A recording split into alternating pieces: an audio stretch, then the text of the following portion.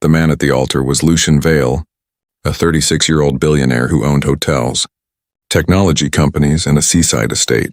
Yet surrounded by flowers and cameras, he felt strangely empty.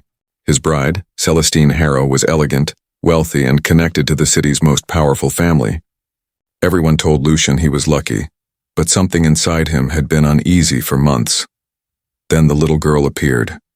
Security guards rushed toward her, but Lucian raised a hand. The child froze. She looked no older than 9. Her name was Mara Bell. She lived with her grandmother in a tiny apartment, selling flowers near the train station after her mother died the previous winter. She had no invitation, no shoes, and no reason to believe anyone would listen, but she had a photograph. Lucian knelt in front of her. "Why shouldn't I marry her?" he asked gently.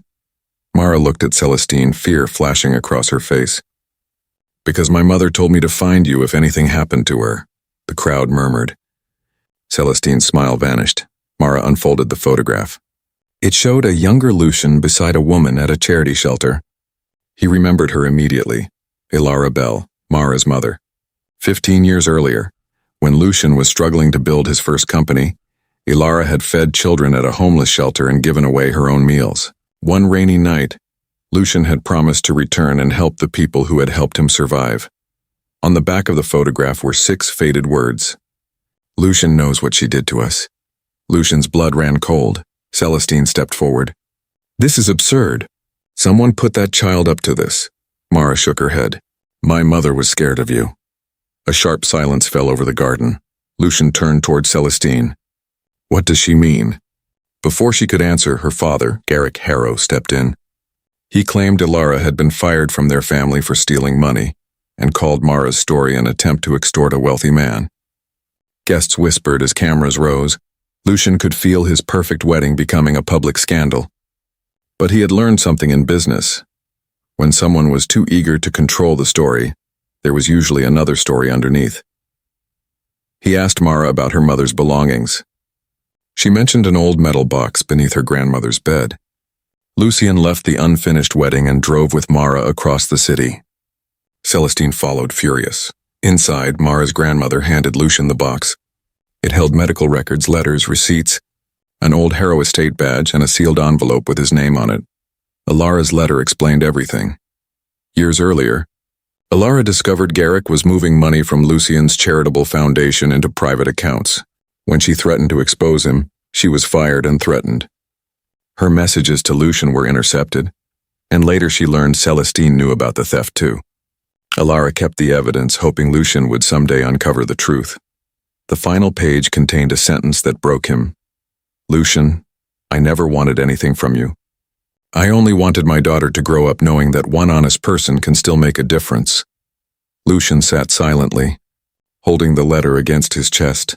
Then Mara whispered, "She said you were kind before you became rich." Those words cut deeper than any accusation. Lucian returned to the wedding venue that evening, but not as a groom. In front of his guests, reporters, and both families, he announced that the wedding was canceled.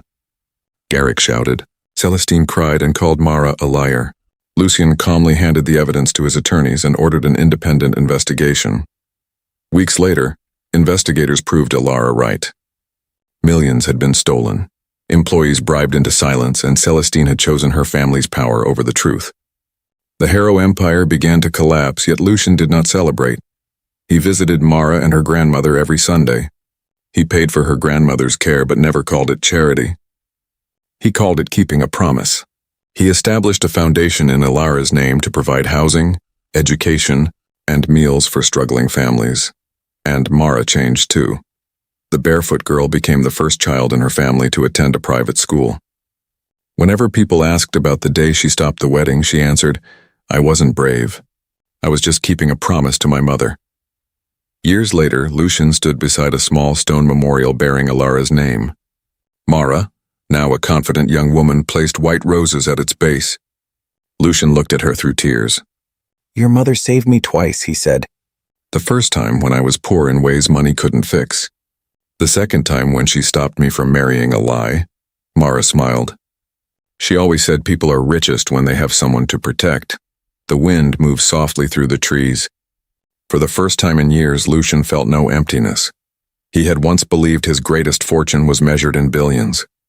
But the little girl who entered his wedding without shoes taught him the truth. Sometimes the most valuable thing in the world is a trembling voice brave enough to tell the truth when everyone else is afraid. If this story touched your heart, please don't just watch and scroll away. Like the video, share it with someone who needs a reminder that honesty still matters, and subscribe to Loyal Hearts for more stories about courage, love, and second chances. And before the story ends, comment this emotional line: "A truthful heart is worth more than $1 billion fortune." Let those words be your promise that no matter how difficult life becomes, you will never stop believing in kindness, courage, and the power of one small voice.